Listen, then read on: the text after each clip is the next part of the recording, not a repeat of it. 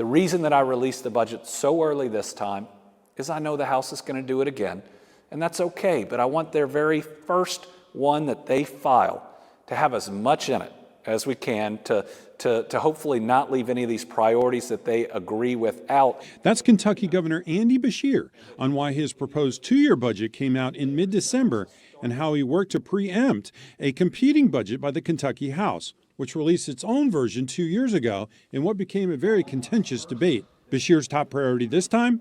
Raising public school worker pay by 11%, adding that improving the state's education system is the only way to keep the economic momentum Kentucky has built over the last few years.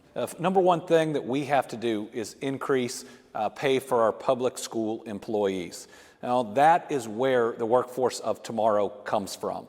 And right now, we are 44th in starting teacher pay, and we are 40th in average teacher pay. He adds school systems are some of the largest employers in more rural areas, so such raises would also have a big impact on local economies.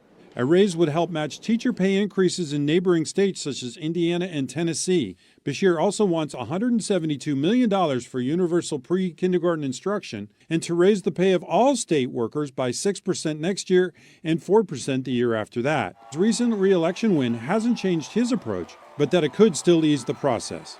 People now don't have to worry whether they're supporting or supporting me for re-election, whether something's a win or a loss for me. Right? I'm term limited. In Frankfort, James Pilcher, Local 12 News. Beshear's proposed budget also includes funding to further development of the 4th Street Bridge across the Licking River between Covington and Newport, as seen in these renderings that you see here behind me, released this week by the Kentucky Transportation Cabinet. The final figure is still being determined. Of course, in our transportation budget, and it's already being worked on, the 4th Street Bridge is in there as well, so important to those communities. Beshear also says the budget includes $7.5 million for the Covington Riverport project and money to buy more land for the Northern Kentucky Convention Center.